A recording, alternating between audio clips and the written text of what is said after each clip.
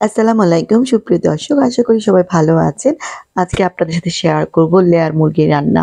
অনেকের কাছে শুনেছি লেয়ার মুরগি রান্না করার পরে এটা একটু সময় বেশি নেয় কিন্তু টেস্টটা ওরকম ভালো আসে না। এটাতে পর্যাপ্ত পরিমাণ কিভাবে কত পরিমাণ মসলা দিলে রান্নাটা টেস্টি হয় আর রান্নার স্বাদটা কিভাবে বাড়ানো যায় সবকিছু আজকের রেসিপিতে আছে। আশা করি শুরু থেকে লাস্ট পর্যন্ত দেখবেন।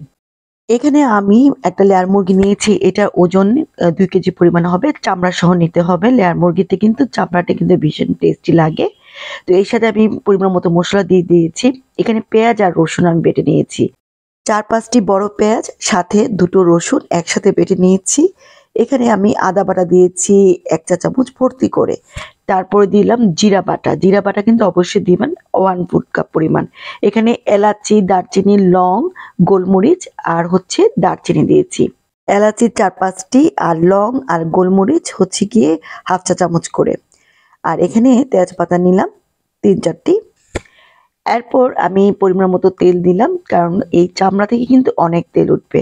এখানে প্রায় 1/3 কাপ পরিমাণ আমি তেল দিলাম। এরপর লবণ দিয়ে দিলাম স্বাদ মতো। হলুদ গুঁড়া ১ চা চামচ একদম ভর্তি করে দিয়েছি।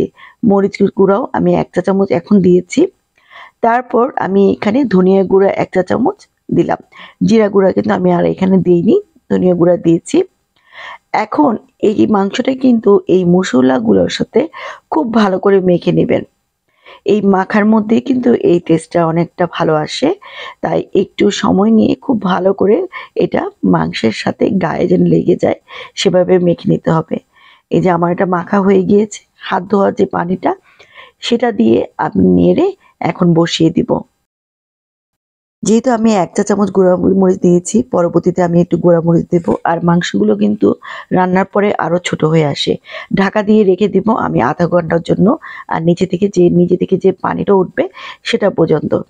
এই যে দেখেন মুরগির কিন্তু অনেক পানি উঠেছে। একটা কথা বলে রাখি এখানে কিন্তু যে মুরগির ডিম থাকে সেগুলো কিন্তু আমি দেইনি। পরবর্তীতে যখন রান্না হয়ে যাবে শেষ মুহূর্তে তখন দেব। তো এটা এখন আমার একমাত্র কাজ একটু পর পর এসে এটা নেড়ে দিতে হবে। আমি যেহেতু সব মসলা এখানে বেশি করে একবারে দিয়ে দিয়েছি। তো আবারও ১০-১৫ মিনিটের জন্য আমি রেখে দিব। আমি কিন্তু এখানে ০.৫ ঘন্টা পর আবার আসছি।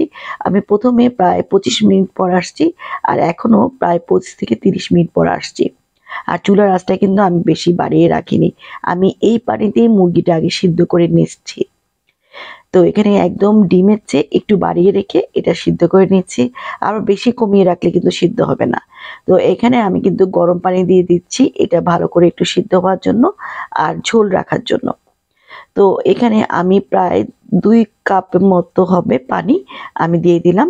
তো এটা সিদ্ধ হবে আর ঝোলটা আমি যেভাবে চাইবো সেরকম পরিমাণ থাকবে। পরবর্তীতে লাগলে যদি সিদ্ধ না হয় আমি কিন্তু আবার সে পানি দিব। আমি প্রায় ০.৫ ঘন্টা পরে আপনাদেরকে দেখাচ্ছি। মাঝখানে কিন্তু আমার পানিটা কিন্তু কমে আসছিল। আমার এটা সিদ্ধ হয়নি। তাই চুলার পানি দিয়ে আমি কিন্তু আরো কিছুক্ষণ রান্না করেছি। প্রায় ০.৫ ঘন্টার মতো আমি কিন্তু আবার বসিয়ে রেখেছি। আমার এটা কিন্তু ১.৫ ঘন্টার মতো সময় হয়ে গিয়েছে মুরগিটা রান্না করতে। আপনারা চাইলে প্রেসার কুকারে রান্না করতে পারেন। তবে চুলার হাঁড়িতে রান্না করতে এটা যতটা টেস্ট লাগে প্রেসার কুকারে কিন্তু অতটা ভালো লাগে না। তো এখানে আমি ডিমগুলো দিয়ে দিলাম। আপনারা দেখতেই পাচ্ছেন। ডিমগুলো দিয়ে আবারও প্রায় ১০-১৫ মিনিট আমি অপেক্ষা করব। তো আমার এখানে মাংসগুলো প্রায় কিন্তু সিদ্ধ হয়ে আসছে। যখন মাংস সিদ্ধ আসবে তখনই ডিমগুলো দিতে হবে। ডিমটা দেওয়ার কিছুক্ষণ পরে আমি কিন্তু এখানে আস্ত রসুন দিয়েছিলাম ২-৩ টি। এটা আমি দেখাতে ভুলে গিয়েছি। এটা দিয়ে কিছুক্ষণ রেখে আমি নামিয়ে ফেলেছি। তেলটা যখন উপরে উঠেছে। এই যে দেখেন হয়ে গিয়েছে মজাদার লেয়ার চিকেন ভুনা। আসলে এটা অসম্ভব টেস্টি। যত চুলায় রাখবেন তত বেশি টেস্টি হয়। এটার স্বাদ আসলে অসম্ভব মজা আর সাদা ভাতের সাথে পোলাওর সাথেও খাওয়া যায়। তবে ভাতের সাথে এটা বেশি টেস্টি। চামড়া সহ দেওয়াতে এটা অনেক টেস্টি হয়। আসলে বলে বোঝানো যায় না এটা রান্নাটা এতটা টেস্টি হয়েছে। আর সবগুলো পারফেক্ট ভাবে সিদ্ধ হয়েছে। কোনো বাড়তি কোনো গন্ধ নাই। খুবই মজাদার টেস্টি একটা রান্না। আশা করি আজকে আপনারা রান্না দেখেই বুঝতে পারছেন রান্নাটা কতটা মজার হয়েছে। আপনারাও চাইলে বাসায় এভাবে রান্না করে দেখতে পারেন লেয়ার মুরগি। আর একটু সময় নিয়ে অবশ্যই রান্না করতে হবে। আশা করি রেসিপি ভালো লেগেছে। সবাই ভালো থাকবেন। আল্লাহ হাফেজ।